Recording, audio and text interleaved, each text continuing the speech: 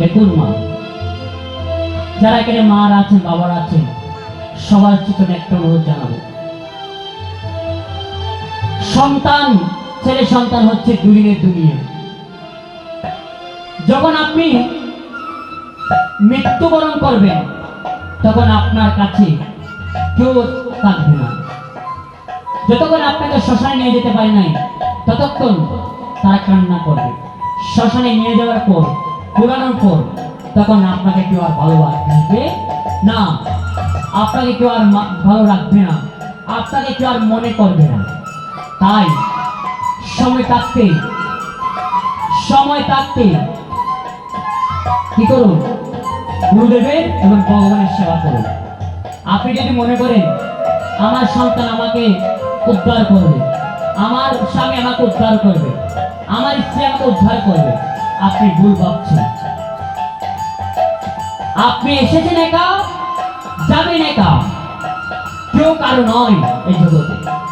তাই যারা সংসার জগতে আছেন মায়েরা, আর আমার যারা যুব সমাজ, যারা ভাইয়েরা আছেন, সকলের চরণে একটা অনুরোধ, হাত জোর করে অনুরোধ করবো, এখনো সময় আছে, কৃপা করে আপনারা বাবা লোকনাথের চরণে আশ্রিত করতে গ্রহণ করুন। দেখুন বাবা, এই কৃষ্ণের দোকানে একটা বাবা লোকনাথের মন্দির হয়েছে। হাজার হাজার কোটি কোটি প্রার্থনা করলেও এমন পরম দয়ালুকে আপনারা পাবেন না। তিনি কৃপা করে আপনার দেখা দিয়েছেন। এমন পরম দয়ালুকে আপনারা কাছে পেয়েও হারাচ্ছেন। মনে রাখবেন, আপনজনকে কাছে পেয়ে সম্পর্ক আরো বাড়াতে হয়।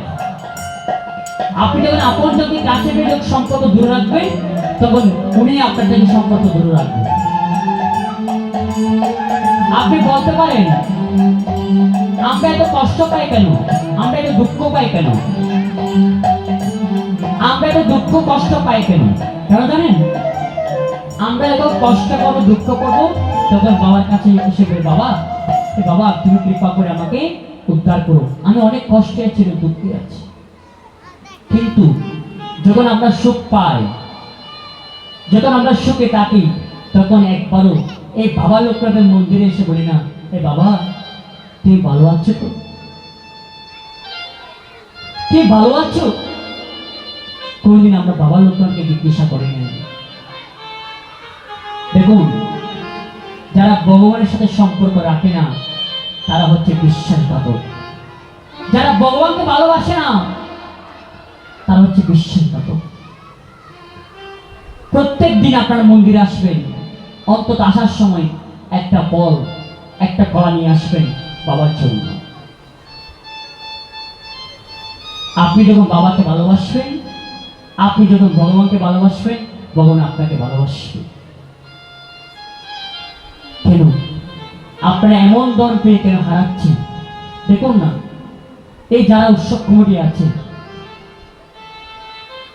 যারা উৎসব কমিটি আছেন, শ্রীমান হারাদন আঙ্কেল সহ, পলাশ দাদা সহ, যারা সদল আঙ্কেল সহ যারা কমিটিতে আছেন,